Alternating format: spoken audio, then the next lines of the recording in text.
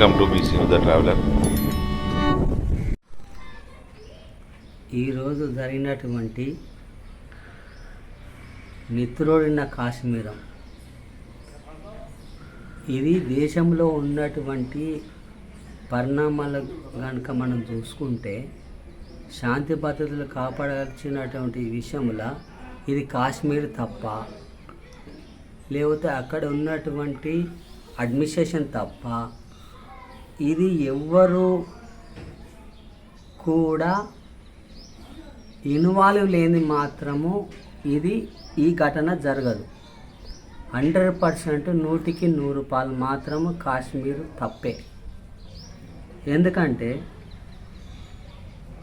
దేశానికి కాశ్మీర్ నుంచి కన్యాకుమారి వరకు దేశం అనేది ఒకటి ఉంటుంది. కాశ్మీర్ నుంచి కన్యాకుమారి వరకు మనము మన భారతదేశాన్ని మనం ఉంచుకున్నాం కాబట్టి ఈ కాశ్మీర్లో ఇలాంటి జరగడం మాత్రం 100% తప్పు. ఇందులో భాగంగా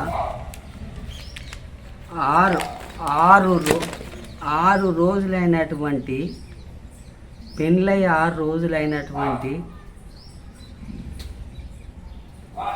చనిపోవడము ఎంతవరకు సమంజసం? ఇలా దీనికి 100% కాశ్మీర్ ప్రభుత్వమే దీనికి ప్రధాన కారణం. కాశ్మీర్ ముఖ్యమంత్రి కానీ, కాశ్మీర్ సంబంధించినటువంటి ఆ ప్రజలు కానీ, ఎవరైనా కానీ అందరూ బాధ్యులే. ఈ విధంగా జరగడము మంచి పరిణామం కాదు. ఇది ఇంతటితోటి ఆగేది కాదు. ఇన్ ఫ్యూచర్లో కూడా భారతదేశాన్ని కూడా నాశనం చేసేటువంటి పరిస్థితి నెలకొన్నది. ఎందుకంటే కొన్ని దుష్ట శక్తులు ఇలా ఇన్వాల్వ్ అయ్యి అన్ని రకాల నాశనం చేసడానికి కారణకులు అవుతున్నారు. ఇన్క్లూడింగ్ మనము మతాన్ని కానీ ఏదైనా కానీ పేరు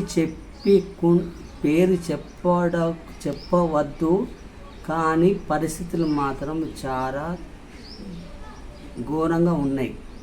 కానీ దీనికి నరేంద్ర మోడీ గారు కానీ, మన రాష్ట్ర ప్రభుత్వం కానీ, ఎవరైనా కానీ శాంతి భద్రతలు మనము కాపాడుకునేటువంటి పరిస్థితి మనకు ఉన్నది, కాపాడుకోవాలి. ఈ ఒకవేళ శాంతి భద్రతలు కనుక మనం కాపాడుకోకపోతే మాత్రం జీవితంలో కూడా తల్లిదండ్రులను కూడా ఫ్యూచర్లో మనం ఫ్యూచర్లో తల్లిదండ్రులను కూడా నమ్మకుండా ఉన్నటువంటి రోజులు కూడా అవుతున్నాయి. ఎందుకంటే ఇప్పుడు మన ఆర్థిక వ్యవస్థ కానీ ఏ వ్యవస్థ అయినా కానీ అన్నిటికీ ఆర్థికంగానే మనము మంచిగా ఉంటేనే ఆర్థికంగా మంచిగా ఉంటాం. ఆర్థికంగా కనుక మనం లేకపోతే మాత్రం ఇట్లాంటి పరిణామాలే ఏర్పడతాయి. కాశ్మీర్ పర్యాటకం మీద ప్రభావం పడుతుంటారా? 100% పడుతుంది సార్. 100% కాశ్మీర్ మీద ప్రభావం పడుతుంది.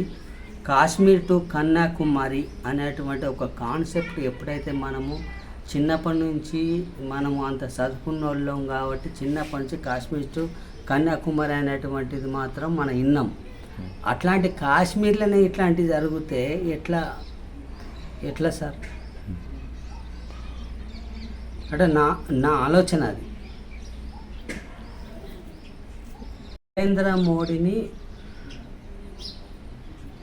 నరేంద్ర మోడీ ఇంకా 10 సంవత్సరాలు ఉండాలని చెప్పని నేను కూడా కోరుకుంటున్నా. ఎందుకంటే హిందుత్వం అని నేను ఇప్పుడు మాట్లాడను. ఎందుకంటే ప్రజాస్వామ్యము, లౌకికవాదము, ప్రజాస్వామ్యంలో లౌకికం ఏది ప్రజలతోడు కూడుకున్నటువంటి ఎన్నుకున్నటువంటి ప్రజలు కాబట్టి వాళ్ళంతా ప్రజలతోటే ఉండాలి. కానీ నరేంద్ర మోడీ గారు ఈ విషయంలో మాత్రం సీరియస్గా మనం ఎప్పుడైనా బాగుపరచుకోవాలి. ఆర్థిక వ్యవస్థను కనుక మనం బాగుపరుచుకుంటే మాత్రమే ఈ యొక్క దేశం కానీ ఈ యొక్క రాష్ట్రం కానీ ఏదైనా కానీ ఉంటుంది. ఇప్పుడు నవ్వే డేస్లల్లా ఆర్థిక వ్యవస్థ మొత్తం శూన్యమైపోయింది. ఆర్థిక వ్యవస్థ అంటే క్రియేటివిటీ అనేటువంటి క్రియేటివిటీ లేకుండా బతికే అటువంటి సిచ్యువేషన్స్లో ఉన్నాం సార్. క్రియేటివిటీ ఎప్పుడైతే మన డెవలప్మెంట్ అవుతుందో ఆ క్రియేటివిటీ వల్లనే మన రాష్ట్రం డెవలప్ అవుతుంది, దేశం డెవలప్ అవుతుంది. అన్నీ ఫర్ ఇంక్లూడింగ్ సాఫ్ట్ స్కిల్స్ కానీ ఏదైనా కానీ ఎక్కడండి దేశంలో ఏ ఒక్క వ్యక్తి కూడా బాగుపడ్డ లేనే లేదు. ఆర్థిక వ్యవస్థ మొత్తం శూన్యమైపోయింది. ఇప్పుడు నెలసరి జీతంతో గడుపుకుంటారు తప్ప కానీ ఏ విధమైనటువంటి బెనిఫిట్స్ మాత్రం ఎక్కడ ఎవరికి లేదు. కేంద్ర ప్రభుత్వం ఏం చేయాలంటారు వీటిపైన చర్యలు? కేంద్ర ప్రభుత్వం ఏం చేయాలంటే స్కిల్ డెవలప్మెంట్ చేయాలి. స్కిల్ డెవలప్మెంట్ చేయాలంటే ఉపాధి కల్పించాలి. ఉపాధి కల్పిస్తే ఎవరికైనా కానీ అంటే చూడండి సార్, ఇప్పుడు ఒక్క జాబ్ కూడా 1996 2003 2004 తర్వాత ఒక్క గవర్నమెంట్ జాబ్ లేదు. ఈవెన్ దో సెంట్రల్ గవర్నమెంట్ అయినా కానీ స్టేట్ గవర్నమెంట్ అయినా కానీ ఏ గవర్నమెంట్ అయినా కానీ ఒక్క రిక్రూట్మెంట్ లేదు. ఈవెన్ దో పోస్టల్ డిపార్ట్మెంట్లో కూడా లేవు. ఇట్లాంటి వ్యవస్థలల్లో ఎట్లా బతుకుతారు సార్? నా ఉద్దేశం ఏంటంటే గవర్నమెంట్కు ఉపాధి కల్పించాలి. ఉపాధి కల్పిస్తే రాష్ట్రం డెవలప్ అవుతుంది, దేశం డెవలప్ అవుతుంది, అంతా డెవలప్ అవుతుంది. నా ఉద్దేశం ఏంటంటే ఒక వ్యక్తికి ఒక కుటుంబంలో ఒక జాబ్ ఇస్తే ఆ కుటుంబాన్ని ఎంత మంచిగా చూసుకుంటారో దేశాన్ని కూడా అంత మంచిగా చూసుకుంటారని చెప్పని నా ఉద్దేశం. చిన్నపిల్లలు దేవునితో సమానం. చిన్నపిల్లలు ఎవరైనా మనిషేనండి, ఎవరైనా మనుషులే, ఎవరైనా అంతే. విషయం ఏంటంటే ఉగ్రవాదం అంటే వాళ్ళకు ఇప్పుడు మావోయిస్టులు పుట్టిన పుట్టలే కదా సార్.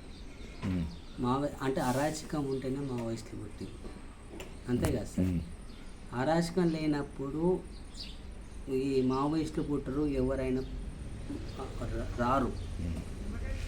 నా ఉద్దేశంలో ఏంటంటే పిల్లలకు మంచి భవిష్యత్తు ఉంటే మంచి ఎడ్యుకేషను అంత చక్కగా జరుగుతుంది.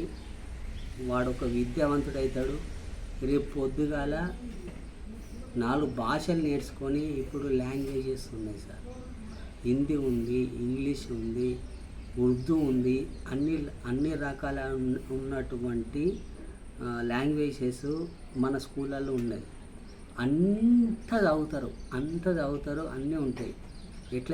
ఎట్లా చెడిపోతాడు పిల్లగాడు? చెడిపోడు పిల్లగాడు, వ్యవస్థని చెడిపోతుంది.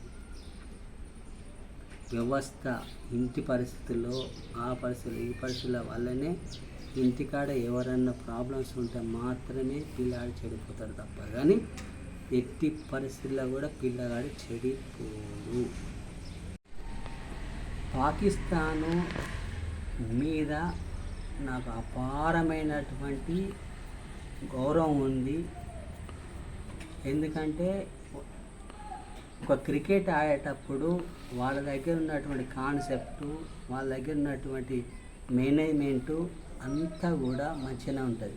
పాకిస్తాన్ మీద నాకు ఎలాంటి కోపం లేదు, ఏం లేదు.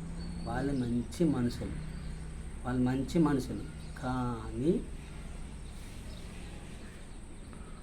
మోసం చేయటానికి కొన్ని పరిణామాలు ఎదురవుతాయి. అంటే దేశాల వల్ల కొన్ని మోసం చేయటానికి కొన్ని పరిణామాలు ఉంటాయి కాబట్టి వాళ్ళు అట్లా చేస్తారు. కానీ ఆ వ్యక్తులను కూడా మనము మంచిగా రిసీవ్ చేసుకొని మనం ఉంటే వాళ్ళు మోసం చేయరు అని ఆలోచన.